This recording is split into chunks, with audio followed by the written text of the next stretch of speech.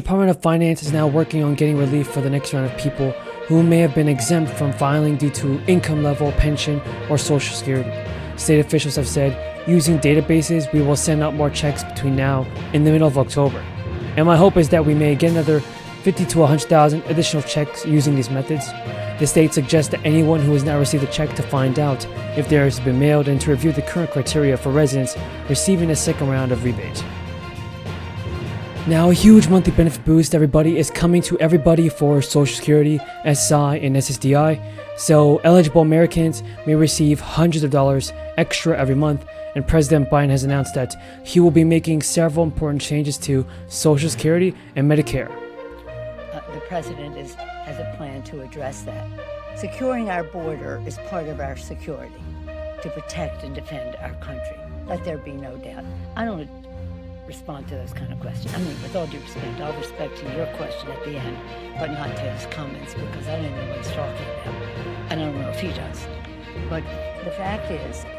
So today, President Biden put the spotlight on Medicare and Social Security and two hot-button issues that could pack a political punch 6 weeks before the midterm elections. His remarks at the White House were delivered after the popular programs got little attention and House Republicans rolled out of the agenda that they promised to pursue. If voters give them control in November, both Medicare and Social Security face long-run financing problems. Democrats propose solutions that are generally focused on increasing taxes on higher income earners. And Republicans say that Democrats are planning a further strain in Medicare through recent efforts to lower prescription costs. Many Republicans have backed raising the eligibility age for Medicare and the retirement age for Social Security as a part of the plan to keep these programs solvent without hiking taxes.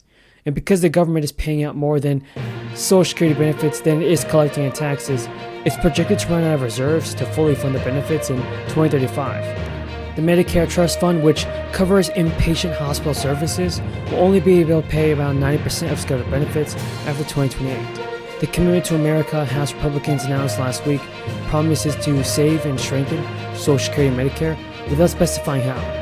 Democrats have also criticized a proposal by Senator Rick Scott to require the federal legislation to be renewed every 5 years. But Senator Scott said he wants to fix and preserve those programs. A bill sponsored by nearly all House Democrats would increase Social Security benefits in various ways and apply the payroll tax for the first time on wages about $400,000 and up. But most of the new benefits would be temporary, and the increased taxes would only be for an extra 4 years of insolvency for the trust fund. On Medicare, for instance, an effort by Senate Democrats this summer to boost taxes on some high earners to shore up that program was not successful. The Biden administration is laying out its plan to meet an ambitious goal of ending hunger in the United States by 2030, including expanding monthly benefits to help low-income Americans by also sending food. The administration, in a plan released today, said it's seeking to increase healthy eating and physical activity so that fewer people are afflicted by diabetes and hypertension. Biden wrote in a memo to the White House in his strategy that the consequences of food insecurity and diet-related diseases are significant, far-reaching, and disproportionately impact historically underserved communities. Yet for food insecurity and food diet-related diseases, we prioritize the health of the nation. We have a responsibility to secure our border. We also have a responsibility to recognize the importance of newcomers to our nation. Right now, the best thing that we can do for our economy is to have comprehensive immigration reform. We have a shortage of workers in our country, and you see even in Florida, some of the farmers and the growers say, why are you shipping these immigrants up north? We need them to pick the crops down here. But that doesn't mean that we don't recognize our moral responsibility as well. When the president, the former, occasional occupant of the White House who preceded President Biden, when he had the ban on Muslims, everybody came forward. Our military, our diplomats, our faith community, and one part of faith community, the evangelical community in America, they came forward and said, the Refugee Resettlement Program of the United States is a highlight of our humanitarian commitment. It is. We have a Aberville. Well, thank you very much, Madam Chair. Thank you all for being here today, and congratulations on your nomination and your sacrifice for doing what you're doing, because it is a sacrifice. I'd like to say first, I'm from a state of 60% agriculture, Alabama, as a lot of states are, especially in the South. We're struggling. We're losing family farms almost weekly. I'm concerned about that. It's getting worse and worse, with the EPA, the climate change activists, identity politics. Department and the IRS have now issued roughly 90 million stimulus payments less than 1 week after the signed into law. Now, those payments were worth more than $242 billion. That's nearly 60% of the total amount of those checks. Now, most of the payments were direct deposits, and Treasury said that everyone who got the money in their bank accounts will be able to access it as of today. Now, as such, you may have not noticed that in 2022, the wage cap rose from $142,000 to $147,000, leaving higher earners to pay taxes on an additional $4,200 of income.